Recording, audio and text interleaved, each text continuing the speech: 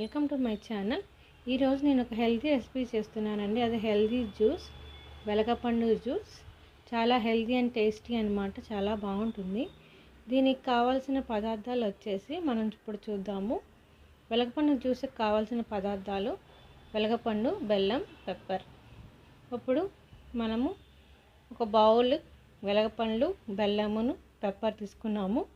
వెలగపండుని హ్యామర్తో కానీ ఏదైనా hard సబ్స్టెన్స్తో break చేయాలి. ఇట్లా సాఫ్ట్గా ఉంటుంది, లోపల సాఫ్ట్గా ఉన్న దాన్ని అంతా స్క్రాప్ చేసేసి మనం ఒక బౌల్లో తీసుకోవాలి అండి.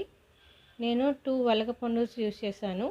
2 వెలగపండు తీసి స్క్రాప్ చేసి నేను బౌల్లో వేసుకున్నాను.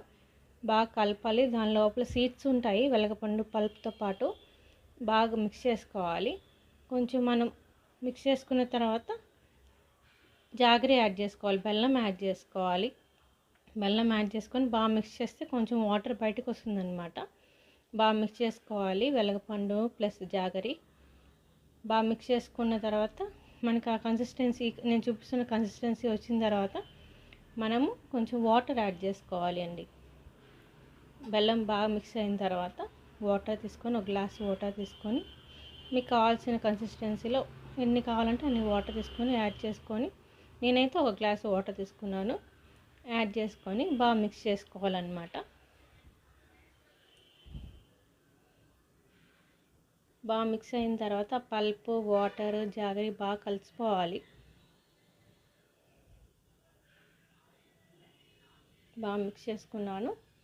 మిక్స్ చేసుకున్న తర్వాత మనకు కొంచెం పెప్పర్ తీసుకున్నాం కదా, అంతకుముందు పెప్పర్, ఆ పెప్పర్ కొంచెం యాడ్ చేయాలన్నమాట.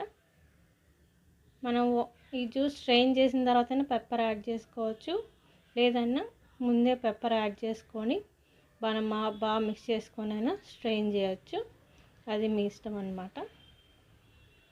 పెప్పర్ యాడ్ చేస్తున్నాను నేను ఇప్పుడు. పెప్పర్ యాడ్ చేసుకొని బాగా మిక్స్ చేసుకోవాలి. మిక్స్ చేసుకొని ఫిల్టర్ చేసుకొని జ్యూస్ తాగేయడమే. హెల్దీ అండ్ టేస్టీ వెలగపండు or wood apple juice ready అయిందండి. నేనైతే టేస్ట్ చేశాను, చాలా బాగుంది. మా ఫ్యామిలీ కూడా టేస్ట్ చేశారు, మా పిల్లలు కూడా టేస్ట్ చేశారు, చాలా బాగుంది.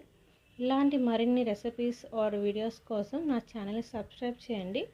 మీ కామెంట్స్ రూపంలో మీ విలువైన అభిప్రాయాలను నాకు తెలియజేయగలరు. Thank you.